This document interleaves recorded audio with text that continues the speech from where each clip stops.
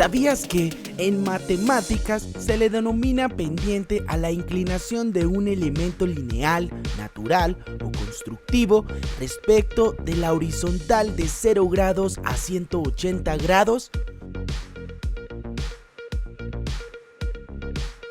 Hola, soy Dinamico. Hoy hablaremos sobre la función lineal. La noción de función comenzó a plantearse aproximadamente en el siglo XIV, cuando los filósofos escolásticos empezaron a medir y representar estas variaciones de medidas en algunas magnitudes como la temperatura o la velocidad. Dicha influencia se reconoce a Nicole Oresme en París, quien fue el primero en representar estas magnitudes, colocando valores de una variable independiente en una línea recta y valores con una variable dependiente a lo largo de una recta perpendicular. Formalmente, una función lineal es una función polinómica de primer grado, es decir, que se representa como una línea recta en el plano cartesiano. Veamos los elementos de una función lineal. M es la pendiente, B es la intersección con el eje Y, X la variable independiente y Y o F de X es la variable dependiente. ¿Por qué? Si observas, depende de la variable X. Veamos cada uno de estos elementos a más detalle para entender cómo se representa en el plano cartesiano. La pendiente es la inclinación de la recta. Existen tres importantes casos. Cuando la pendiente es mayor a 0, es una función creciente.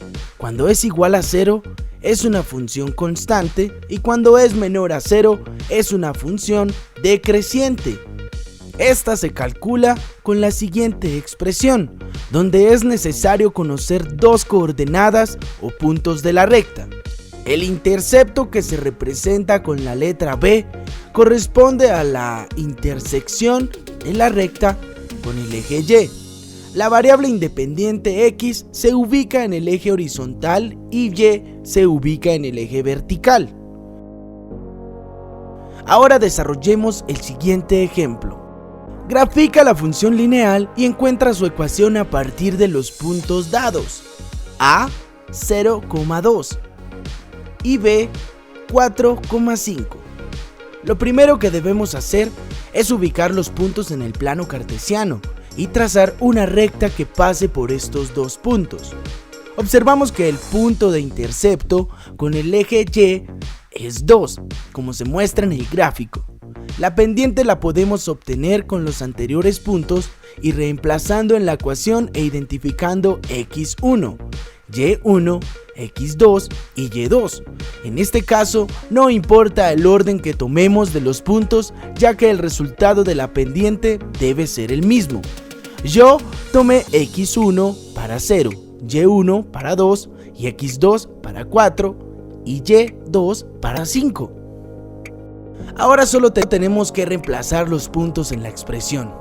En el numerador nos da 5 menos 2, que es 3, y en el denominador 4 menos 0, nos da 4, para una pendiente de 3/4, que si observamos es positiva. Por tanto, como la pendiente es mayor a 0, la función es creciente, como lo observamos en el gráfico. ¡Terminamos! Si observas de acuerdo a la expresión de función lineal, reemplazando el intercepto y la pendiente en M y B respectivamente, obtenemos la función lineal.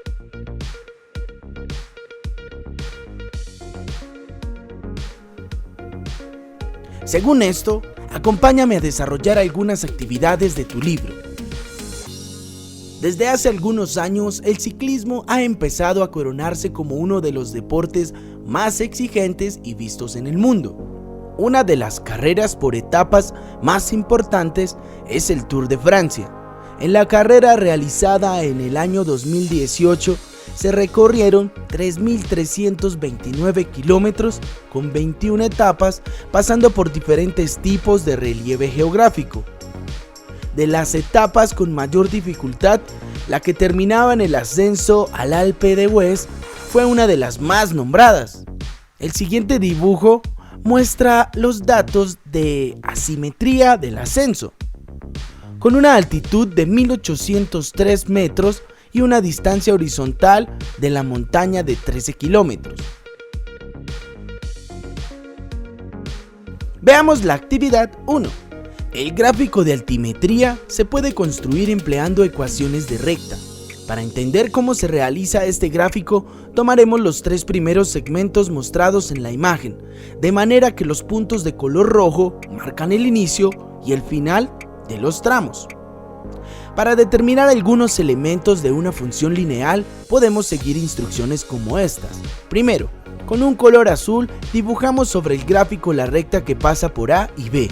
Segundo, dibujamos el triángulo rectángulo ABF. Tercero, escribimos las coordenadas de A.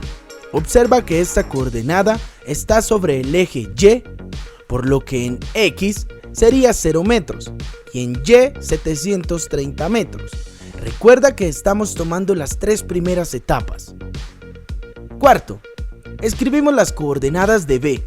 Esta coordenada en X es 1000 metros, ya que convertimos las unidades de kilómetros a metros para tener las mismas unidades en ambos ejes.